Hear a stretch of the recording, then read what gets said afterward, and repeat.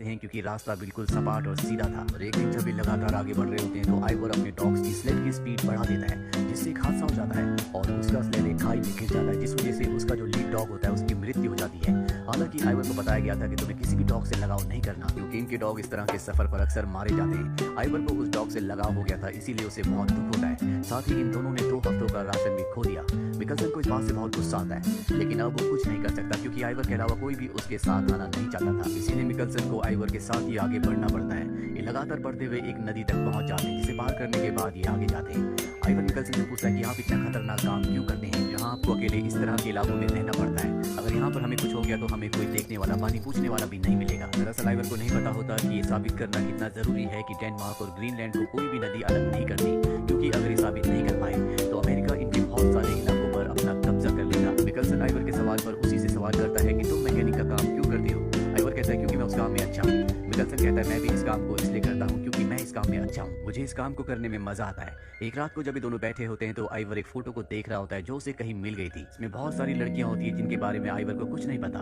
उसने इन सब लड़कियों के बारे में अपनी इमेजिनेशन से इन सब के कुछ ना कुछ नाम रखे होते हैं। ये फोटो मिकलसन को दिखाता है और पूछता है कि आप इसमें से किस लड़की को चुनेंगे। कैप्टन मिकलसन उसे बड़े ध्यान से देखते हैं और उसमें से एक लड़की को चुनते हैं और कहते हैं कि मैं इसका नाम नाया रखूंगा। आइवर कहता है कि मैं ईश्वर से प्रार्थना करता हूँ कि आप दोनों हमेशा साथ रहें। इसके बाद ये अपना सफर शुरू करते हैं। अब धीरे धीरे वक्त बीतता और इन्हें 1 महीना हो जाता है। वक्त बीतने के साथ इनका सफर और भी मुश्किल होता चला जाता है, जिस वजह से मिकलसन को बार बार गुस्सा आता है। लेकिन आइवर का बर्ताव ज्यों का त्यों रहता है। इनके बहुत सारे डॉग्स भी अब मारे जा चुके हैं और मरे हुए डॉग्स को ये दूसरे डॉग्स का भोजन बना देते हैं। हालांकि ये दोनों के दोनों थक चुके हैं, लेकिन लगातार ये अपने सफर पर आगे बढ़ते चले जाते हैं और इस तरह से इन्हें 84 दिन हो जाते हैं। आइवर को इस बात का बिल्कुल भी अंदाजा नहीं है कि इनका सफर कहाँ पर खत्म होगा। इसीलिए मिकलसन से कहता है कि हमें वापस चलना चाहिए क्योंकि हमारा खाना खत्म हो चुका है। मिकलसन कहता है कि बिना सबूत के हम वापस नहीं जा सकते। हमें पत्थरों की दीवार कर, जिसे केन कहा जाता है, जिसे पिछले खोजकर्ताओं ने बनाया था, जहाँ पर उन्होंने सबूत रखा है जो ये साबित करती है कि ग्रीनलैंड और डेनमार्क दोनों एक ही है। कोई भी झील या नदी उन्हें अलग नहीं करती। वहां तक पहुंचना होगा। अब एक दिन जब ये बैठे होते हैं तभी इन्हें वो पत्थरों की दीवार यानी कि केन दिख जाती है, जिससे बहुत खुश होते हैं। ये दौड़ते हुए उस तक जाते हैं और उसके अंदर इन्हें वो नक्शा मिल जाता है जो पिछले खोजकर्ताओं ने बनाया था। साथ ही उसमें एक लेटर भी मिलता है जिसमें लिखा होता है कि हम आगे तक गए थे, अंत तक हमने देखा, लेकिन वहाँ पर कोई भी ऐसी नदी या झील नहीं है जो डेनमार्क और ग्रीनलैंड को अलग करती हो। यहाँ पर पिछले खोजकर्ताओं ने खाने की कुछ चीजें भी रखी होती है। ये दोनों के दोनों सबूत पाकर बहुत ज्यादा खुश हो जाते हैं क्योंकि यहाँ तक आने का इनका जो मकसद था वो अब पूरा हो चुका है। पिछले खोजियों ने जो इनसे 3 साल पहले यहाँ पर आए थे, उन्होंने यहाँ पर केन बनाकर सबूत इसलिए छोड़ दिया था क्योंकि उन्हें समझ में आ गया था कि वो यहाँ से जिंदा वापस नहीं लौट सकते और अगर कोई उन्हें ढूंढने के लिए आए तो यहाँ तक पहुंच जाए और उसे सबूत मिल जाए। हालांकि इनका खाना खत्म हो चुका था, लेकिन अब इन्हें यहाँ पर खाने की कुछ चीजें मिल जाती है, जिसे खाने के बाद ये अब वापस अपने लोगों की तरफ बढ़ चलते हैं। लेकिन इन्हें अगस्त तक वापस पहुंचना होगा क्योंकि मिकलसन ने अपनी टीम से, अपने क्रू से कहा था कि अगर हम अगस्त तक वापस ना लौटे तो तुम सब यहाँ से चले जाना। अब ये लगातार अपने सफर पर आगे बढ़ते चले जाते हैं, जहाँ पर इनके डॉग्स लगातार मर रहे होते हैं और एक दिन ये उसके मांस के टुकड़े को खाते हैं, जिससे इन्हें फूड पॉइजन हो जाता है। पर इनकी किस्मत अच्छी होती है कि ये दोनों के दोनों जिंदा हैं। ये अपने सफर को एक बार फिर से शुरू करते हैं। रात को एक जगह पड़ाव डालते हैं, जिसके बाद आइवर अगली सुबह शिकार करने के लिए बर्फ में निकल पड़ता है और जब वो खाली हाथ वापस लौटता है तो उसे डॉग के जोर जोर से भौंकने की आवाज आती है। वो समझ जाता है कोई ना कोई खतरा है। वो भागता हुआ अपने कैंप के पास पहुंचता है। वो देखता है कि वहां पर एक बर्फीला भालू जो 3 डॉग्स को पहले मार चुका है, अब वो मिकलसन के ऊपर हमला कर रहा है। मिकलसन को मारने वाला होता है कि आइवर 2 गोली उस भालू को मारता है, जिससे उस भालू की मौत हो जाती है। लेकिन अब मिकलसन पानी में गिर चुका है। आइवर किसी तरह से उसे पानी से बाहर निकालता है और इसके बाद वहीं पर अगले 2 दिनों तक मिकलसन के साथ रुकता है क्योंकि उसकी तबीयत बहुत ज्यादा खराब हो चुकी होती है। कैप्टन मिकलसन जब ठीक हो जाते हैं तो ये तय करते हैं कि ये अपने स्लेड को यहीं पर छोड़कर आगे का सफर तय करेंगे क्योंकि इतने भारी स्लेड को अब ये खींच नहीं सकते। ये दोनों के दोनों अपना सफर तय करते हैं। इनके सामने एक जमी हुई नदी आती है जिसे इन्हें पार करना है, पर अब कैप्टन मिकलसन को यकीन हो चुका है कि ये वापस नहीं पहुंच सकते।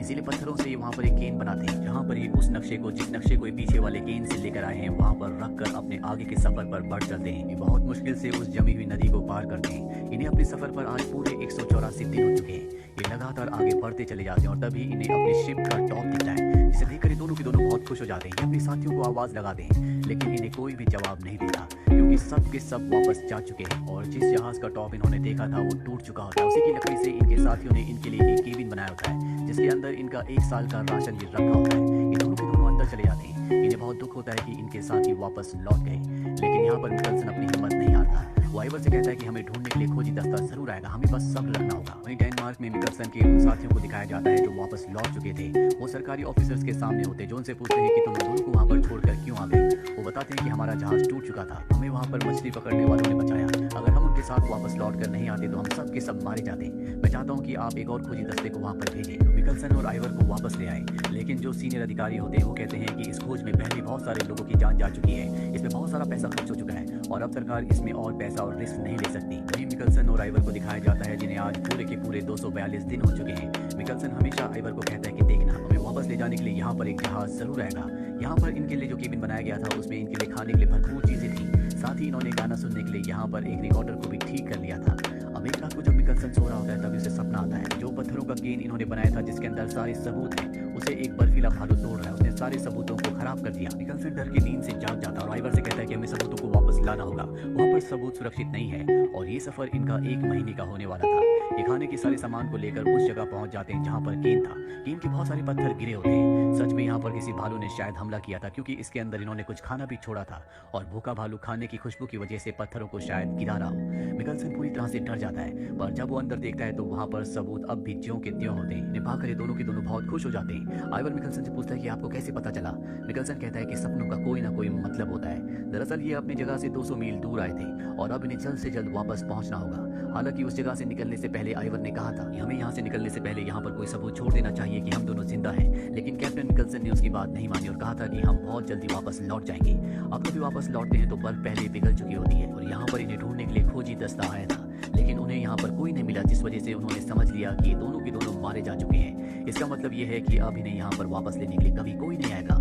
आइवर इस बात से पूरी तरह से टूट जाता है। मिकलसन को भी गुस्सा आता है, उसे एहसास होता है कि उन्हें यहाँ पर नोट छोड़कर जाना चाहिए था। अब क्योंकि इनका धीरे धीरे खाना भी पूरी तरह से खत्म हो रहा है, इसीलिए यहाँ पर मिकलसन की दिमागी हालत खराब होना शुरू हो जाती है। हर तरफ उसे वही फोटो वाली लड़की दिखती है जो आइवर ने उसे दिखाई थी, जिसमें उसने एक लड़की का नाम उसमें नाया रख दिया था। वो नाया से बात करता रहता है और आज इन्हें यहाँ पर पूरे 3 साल होने वाले हैं। वहीं हमें डेनमार्क में दिखाया जाता है जहाँ पर मिकलसन का जो दोस्त होता है, जिसने एक बार पहले भी इनके लिए मदद भिजवाई थी, वो एक बार फिर से अपने सीनियर ऑफिसर के पास जाता और कहता है कि मुझे पूरा यकीन है कि मिकलसन और आइवर दोनों की दोनों जिंदा है, क्योंकि जब उन्हें ढूंढने के लिए मदद भेजी गई थी तो उन्हें उस केबिन के अंदर खाने पीने के जूठे बर्तन मिले थे, जिससे साबित होता है कि वो दोनों के दोनों जिंदा है। उनके पास सबूत है, हमें उन्हें लेने के लिए एक बार फिर से जाना चाहिए, लेकिन उसकी रिक्वेस्ट को पूरी तरह से खारिज कर दिया जाता है। वहीं हमें दिखाया जाता है कि मिकलसन और आइवर अब दोनों के दोनों पूरी तरह से थक चुके हैं। इन दोनों की उम्मीद पूरी तरह से टूट चुकी है कि आज इन्हें पूरे 3 साल यहाँ पर बीत चुके हैं और कोई इन्हें दोबारा लेने के लिए नहीं आया।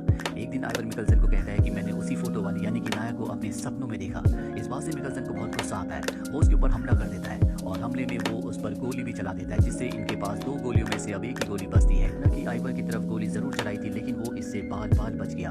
अभी कैप्टन मिकलसन को समझाता है। ये दोनों के दोनों अपने केबिन के अंदर चले जाते हैं और अगली सुबह इनका कोई दरवाजा नॉक करता है। इन्हें एहसास होता है कि बाहर कोई है। ये समझ जाते हैं कि बाहर कोई बर्फीला भालू है जो इनके ऊपर हमला करना चाहता है, इन्हें मारना चाहता है। ये अपनी बंदूक जिसमें एक ही गोली है उसे लेकर तैनात हो जाते हैं, दरवाजा खोलते हैं और इससे पहले कि गोली चलाते देखते हैं कि वहाँ पर कुछ लोग हैं जो इन्हें वापस लेने के लिए आए हैं। वो पानी की शिप से इन्हें वापस ले जाते हैं। डेनमार्क पहुंचने के बाद ये सारे सबूत अपने सीनियर ऑफिसर्स को दे देते हैं, जिससे साबित हो जाता है कि डेनमार्क और ग्रीनलैंड दोनों एक ही है। कोई भी बड़ी झील या नदी इन दोनों को अलग नहीं करती, जिसका मतलब ये है कि अमेरिका अब इनके किसी भी हिस्से पर कब्जा नहीं कर सकता, क्योंकि इनके पास सबूत है।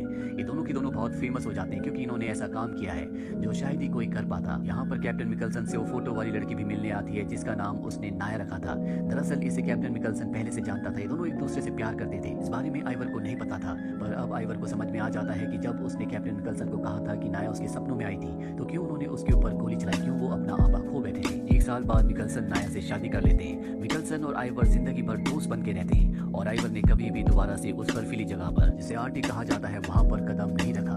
अंत में इन दोनों की असली फोटो को भी दिखाया जाता है, जिससे हमें इनके असली चेहरे दिखते हैं और इसी के साथ ये सच्ची कहानी जिसका नाम है अगेंस्ट द आइस यहीं पर खत्म हो जाती है।